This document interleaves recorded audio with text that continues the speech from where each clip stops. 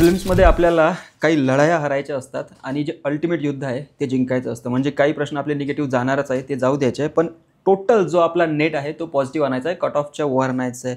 तुम्ही लक्षात घ्या की किल्ल्याची तटबंदी जर थोडीशी ढासळली तर किल्ला पडत नसतो. किल्ल्याचा बालेकिल्ला जो आहे तो सगळ्यात जास्त सुरक्षित असतो आणि तुम्हाला प्रिलिम्सची तयारी करत असताना हा जो बालेकिल्ला आहे तो सगळ्यात जास्त सुरक्षित ठेवणं महत्त्वाचं आहे. तुम्ही ज्या करंट अफेअर्सच्या मागे आपण पळत असतो तो करंट अफेअर्स म्हणजे काय, तर किल्ल्याची तटबंदी आहे. तिथं कुठंतरी भगदाड पडला आहे, थोडासा कोसळलेला आहे, त्याने किल्ला पडत नाही. मात्र तुमचा किल्ला कधी पडत असतो, जेव्हा तुमचं स्टॅटिक पोर्शन जे आहे तुम्ही इग्नोर केलं आहे. म्हणजे तुमचा बालेकिल्ला जर तुम्ही इग्नोर केला तर तुमचा किल्ला कम्प्लिटली शत्रूच्या ताब्यामध्ये जात असतो. त्यासाठी म्हणून स्टॅटिकवर आपण जास्तीत जास्त फोकस केलं पाहिजे, कारण करंट इन्स्पायर्ड जरी प्रश्न असले तरी ते स्टॅटिकमधून विचारले जात असतात. तर प्रिलिम्सच्या दृष्टीने मी काही असे पॉलिटीचे टॉपिक्स जे आहेत ते लक्ष्मीकांतमधून तुम्हाला वाचवून दाखवणार आहे, जे की एव्हरग्रीन टॉपिक्स आहे आणि त्या कमीत कमी टॉपिक्सचं आपण प्रिपरेशन केलंच पाहिजे. ते करूनच आपण एक्झामला गेलं पाहिजे. आता लेट्स एक्सेप्ट द फॅक्ट की आता सर्व काही आपण रिवाइज करू शकत नाही. आता जेमतेम 9 दिवस उरले आहे. या 9 दिवसांमध्ये आपण जे बेसिक मिनिमम करायला पाहिजे फक्त आणि फक्त त्याच्यावरच फोकस करायचं आहे, कारण सगळ्याच्या मागे पळून आता काम होणार नाही आहे. लेट्स एक्सेप्ट द फॅक्ट की आता एवढं माझ्या आवाक्यामधलं आहे,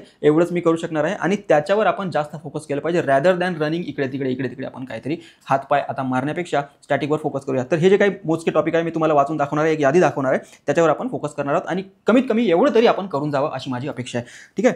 तर हिस्टॉरिकल बॅकग्राऊंडमध्ये आय डोंट थिंक की काही महत्त्वाचं आहे. त्याच्यामध्ये तुम्ही हिस्ट्री मॉडर्न इंडिया जरी वाचला असेल, स्पेक्ट्रममधून जरी वाचला असेल तर त्यामधून ते प्रश्न कव्हर होत असतात. मेकिंग ऑफ द कॉन्स्टिट्यूशनमधून मला नाही वाटत की काही विचारलं जाईल म्हणून. Silent features of the constitution you can safely ignore. Preamble of the constitution यातून मला नाही वाटत काही फारसा दमदार टॉपिक असा आहे म्हणून. आणि तुम्ही जर प्रिएम्बल वाचलं असेल त्यामध्ये अमेंडेबिलिटी आहे का, प्रिएम्बल्समध्ये कोणते कोणते वर्ड्स वगैरे आहे, कीवर्ड्स वगैरे कोणते कोणते आहे, हे सगळं आपण जर पाठ केलं असेल तर ते प्रश्न सोपे होऊन जातात. युनियन टेरिटरीज अँड स्टेट हा जो टॉपिक आहे ह्याच्यामधला 2019ला जेव्हा काश्मीरचं रिऑर्गनायझेशन वगैरे झालं होतं त्यावेळेस ते महत्त्वाचं होतं. कोणत्या आर्टिकलच्या नुसार रिऑर्गनायझेशन वगैरे करण्यात येतं, कोणत्या आर्टिकलनुसार नवीन राज्य वगैरे क्रिएट केले जातं, त्यावेळेस चर्चेला होतं. मात्र आता ते चर्चेचं राहिलेलं नाही.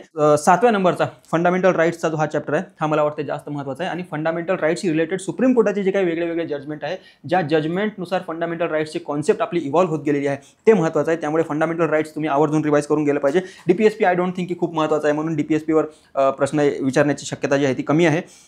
फंडामेंटल ड्यूटीज मुझे नहीं लगता कोई दम है. अमेंडमेंट टू द कॉन्स्टिट्यूशन हे महत्त्वाचं आहे. अमेंडमेंट टू द कॉन्स्टिट्यूशन तुम्ही करून जावं. बेसिक स्ट्रक्चर डॉक्ट्राईनवर I don't think. Parliamentary system, federal system नाही. सेंटर स्टेट रिलेशन्सचा 14वा जो चॅप्टर आहे त्याच्यामध्ये फायनान्शियल रिलेशन्स मला वाटतं महत्त्वाचं आहे, कारण 16वा फायनान्स कमिशन जो आहे तो अनाऊन्स झालेला आहे. मग ते फायनान्स कमिशनचे टर्म ऑफ रेफरन्स वगैरे काय असतात, त्याचे रिकमेंडेशन्स मागच्या फायनान्स कमिशनचे काय काय होते, आताचे काय काय असणार आहे, असं सगळं तुम्ही प्रिपेअर करून जायला पाहिजे. इंटरस्टेट रिलेशन्समधलं इंटरस्टेट रिव्हर वॉटर डिस्प्यूट जो आहे हा पेरिनियल टॉपिक आहे आणि याच्यावर प्रश्न विचारण्याची शक्यता आहे. तर ते प्रोव्हिजन्स कोणते कोणते आहे असं तुम्ही तयार करून जा. इमर्जन्सी प्रोव्हिजन्स, भारत पाकिस्तान संबंधांमध्ये आता तणाव निर्माण झाला होता तर त्यावेळेस आर्टिकल 352, नॅशनल इमर्जन्सी 356 आणि 365 वगैरे चर्चेमध्ये होतं. तर मला वाटतं की एक नजर यावर टाकायला हरकत नाही. प्रेसिडेंट, मागच्या वेळेस प्रेसिडेंटची निवडणूक झाली होती तेव्हा प्रेसिडेंटवर प्रश्न विचारला होता. मात्र यावेळेस आय डोंट थिंक की this topic is that much importance. Prime minister, vice president, central council of ministers not important. 22वा चॅप्टर पार्लमेंट चॅप्टर हा जो आहे यातून बरेचसे प्रश्न कव्हर होत असतात, ते वारंवार विचारत असतात. तर पार्लमेंटचा हा चॅप्टर आहे, आपण याला आवर्जून बघितलं पाहिजे आणि एकदा तरी डोळ्याखालून त्याला घातलं पाहिजे. पार्लमेंटरी कमिटीज म्हणजे हा जो चॅप्टर आहे 23व्या नंबरचा, यातला बराचसा पोर्शन जो आहे तो 22व्या चॅप्टरमध्ये कव्हर होत असतो. त्यामुळे याला स्वतंत्र वेळ देण्याची गरज नाही. पार्लमेंटरी फोरम वगैरे कशासाठी दिलं आहे आय डोंट नो. आजपर्यंत यातून कधी प्रश्न आलेला नाही आहे. पार्लमेंटरी ग्रुप्सवर आलेला नाही आहे. सुप्रीम कोर्टपेक्षा मला यावर्षी वाटतं की तुम्ही हायकोर्टवर जास्त फोकस केलं पाहिजे. हायकोर्टाचे जे काही वेगवेगळे निर्णय वगैरे आहेत ते चर्चेमध्ये आले आहेत. हायकोर्टाचे निर्णय सुप्रीम कोर्टाने फिरवून लावलेले आहेत. मग हायकोर्टाचं ज्युरिडिक्शन काय आहे, ओरिजिनल ज्युरिडिक्शन वगैरे काय, सुप्रीम कोर्टाचं काय काय आहे आणि अपील ज्युरिडिक्शन वगैरे काय काय आहे, त्याच्यावर प्रश्न विचारण्याची शक्यता मला वाटते की आहे. Judicial review I don't think that much important. Judicial activism हा मेन्सचा टॉपिक आहे, प्रिलिम्समध्ये विचारणार नाही. पब्लिक इंटरेस्ट लिटिगेशन हा मेन्सचा टॉपिक आहे. गव्हर्नर चर्चेमध्ये आहे, कारण तमिळनाडूच्या गव्हर्नरवर सुप्रीम कोर्टाने जजमेंट दिलं होतं. त्यानंतर गव्हर्नरचे पंख जे आहे ते ट्रिम करण्यात आले होते. हा टॉपिक आपल्याला महत्त्वाचा आहे. Chief minister I don't think that much important. It is comparable to the office of the prime minister. Council of ministers no. State legislature 33वा हा जो चॅप्टर आहे ह्याच्यामधला कॉन्स्टिट्यूशन ऑफ विधान परिषद हा पॉईंट तुम्ही आवर्जून बघून जावा. विधान परिषद स्थापन करण्याची प्रोसिजर काय काय असते, विधान परिषदेचे पॉवर्स काय काय असतात, तर विधानसभेच्या तुलनेमध्ये विधान परिषदेचे कोणते कोणते पॉवर्स आहे हे तुम्ही यातून बघून जा. हायकोर्ट जसं मी मग सांगितलं महत्त्वाचं आहे. ट्रिब्युनल्सवर I don't think that much काहीतरी यावर्षी स्कोप आहे म्हणून. Subordinate courts no. Special provisions to some state यावरून कधी प्रश्न विचारला आहे का मला आठवत नाही. पंचायती राज सिस्टममधलं तुम्ही फक्त आणि फक्त 73rd and 74th constitutional amendment त्याची प्रोव्हिजन्स काय काय आहे ते बघून जायचं. 5th शेड्यूल आणि 6th शेड्यूल हे बघून जायचं. 5वें शेड्यूल आणि 6व्या शेड्यूलमधले प्रोव्हिजन्स काय काय आहे 6 शेड्यूलमध्ये इन्क्लूड करण्याची मागणी लडाख राज्यामधल्या लोकांकडून होत होती. त्यासाठी त्यांनी आंदोलन देखील पुकारलं होतं. आपले 3 इडियट्सवाले ओरिजिनल फुंगसुक वांगडू जे आहे त्यांच्या नेतृत्वामध्ये ते आंदोलन चालू होतं. तर 5th शेड्यूल आणि 6th शेड्यूलचे प्रोव्हिजन्स काय काय ते महत्त्वाचं आहे. Municipalities cover in 74th constitutional amendment. Union territories I don't think much important. Schedule tribe and schedule area तेच 5th शेड्यूलवाला जो टॉपिक आहे त्यातून कवर होईल तुमचा. इलेक्शन कमिशनपेक्षा यावर्षी मला वाटतं की फायनान्स कमिशन हे जास्त महत्त्वाचं आहे. इलेक्शन कमिशन चर्चेमध्ये असतं पण ते दर महिन्यातच कुठं ना कुठे चर्चेमध्ये असतात. दर 2-3 महिन्यामध्ये कुठेतरी निवडणुका वगैरे असतात भारतामध्ये, त्यामुळे इलेक्शन कमिशन चर्चेमध्ये आहे. आणि ह्यातला चीफ इलेक्शन कमिशनर आणि इलेक्शन कमिशनर यांच्या पॉवर्स आणि यांच्या रिमूव्हलचा प्रोसिजर जो आहे तो मेनचा टॉपिक आहे. तर प्रिलिम्समध्ये आय डोंट थिंक की दॅट मच इम्पॉर्टंट. GST काउन्सिलवर आता नाही शक्यता. National commission for SC, national commission for ST, national commission for backward caste no.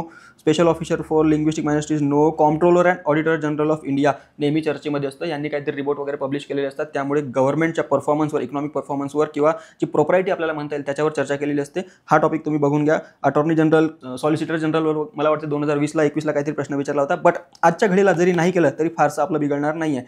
यातलं नीती आयोग नाही, national commission for human rights नाही, स्टेट ह्युमन राईट्स कमिशन पण नाही, सेंट्रल इन्फॉर्मेशन कमिशन RTI कायदा जेव्हा चर्चेमध्ये असतो तेव्हा सेंट्रल इन्फॉर्मेशन कमिशन चर्चेमध्ये असतं. बट आय डोंट थिंक की that much importance it deserves. म्हणून मागच्या वेळेस जेव्हा RTI कायद्याला काही अमेंडमेंट वगैरे करण्यात आल्या होत्या त्यावेळेस ते चर्चेत होतं. मात्र this year you can safely ignore it.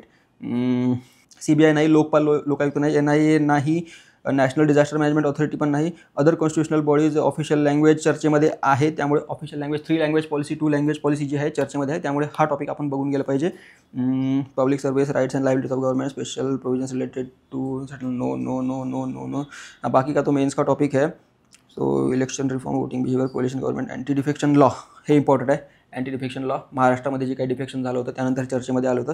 Supreme कोर्टामध्ये ते जजमेंट जे आहे ते अजूनही पेंडिंग आहे.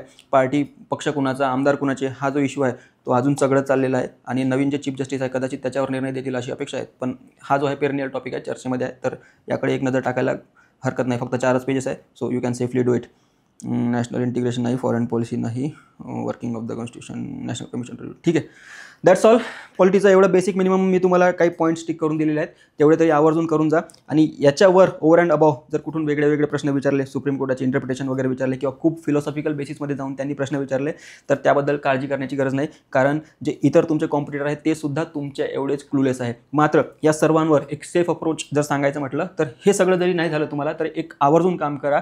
इंडियन कॉन्स्टिट्यूशन ॲट वर्क ही जी 11ची NCERT आहे, कमीत कमी ते तरी घालून जावा. तुम्ही एकदा कधीतरी वाचली असेल, त्यामध्ये काही अंडरलाईन केलं असेल, तर त्यामध्ये फिलॉसॉफिकल क्वेश्चन्स जे आहे संविधानाशी संबंधित त्याच्यावर बरीच चर्चा केलेली आहे. तर त्यातून बऱ्याचदा क्वेश्चन्स इन्स्पायर्ड झालेले आहेत. आणि स्ट्रेट फॉरवर्ड जे आन्सर्स आहे, 1 लाइनर स्टेटमेंट्स जे आहे ते त्या इंडियन कॉन्स्टिट्यूशन ॲट वर्क या NCERT मधून आलेले आहेत. तर ते तुम्ही आवर्जून बघून जावा. हे जरी नाही जमलं फारसं तर ते बघून जावा. आणि ते झाल्यानंतर याकडे जर थोडीशी एक नजर काय मारता आली तर बघून घ्या. And that's all from my side, at least for polity. Thank you.